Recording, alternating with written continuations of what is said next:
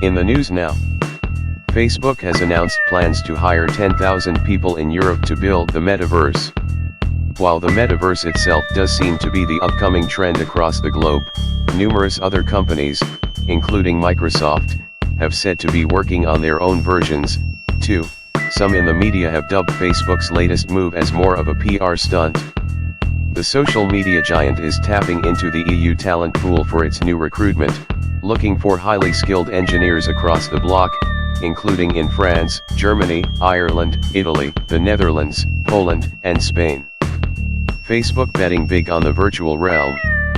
General Colin L. Powell, former U.S. Secretary of State and Chairman of the Joint Chiefs of Staff, passed away this morning due to complications from COVID-19, a statement on the Powell family wrote in a statement on his Facebook page, noting that he was fully vaccinated. Chinese hackers suddenly break iOS 15.0.2 security. Ever since the Chinese government invoked regulations to prevent security researchers from taking part in international hacking competitions such as PWN2ON, the annual Tianfu Cup, held in Chengdu, has been the place for the best hackers in China to demonstrate their collective prowess. This past weekend saw the latest competition take place, and the newest iPhone, the iPhone 13 Pro running the latest and fully patched version of iOS 15.0.2 to be precise, was hacked in record time. Twice.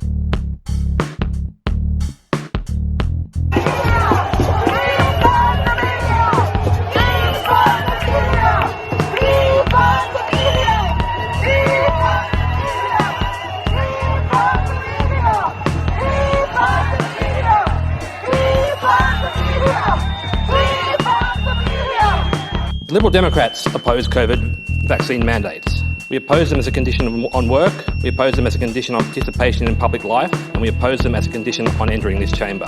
Throughout this pandemic, this government has used increasingly draconian and tyrannical tactics. Now you've rolled out the vaccine mandates, outrageous breaches of the rights of individual Victorians to consent to medical treatment, forcing employers across the state to fire workers who refuse to bend. The government demonstrates that in Victoria, human rights are nothing more than a joke. You might as well issue the Charter of Human Rights as toilet paper in this place. It is what the government's been using it for, and clearly what they believe it is worth.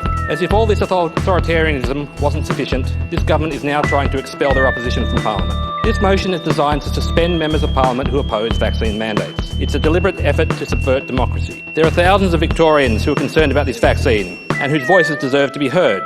But you want to silence their voices, as you have been doing all through this state of emergency. This government has been crushing dissent, arresting people for Facebook posts, hunting down, tear-gassing, beating and even opening fire on protesters with potentially lethal ammunition. And today, you turn your fire on the Parliament.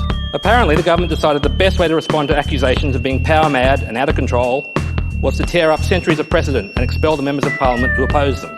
This is not the first time in history we've seen members of a parliament being expelled. Many will hopefully remember from their high school history lessons how in 1933 in Weimar, Germany, the Nazis purged the parliament of opposing voices so they could gain a two-thirds majority before passing the Enabling Act that allowed them to rule by decree. You might not like that association, but this is a historical company you're joining today with this motion. The stand we take today is for choice.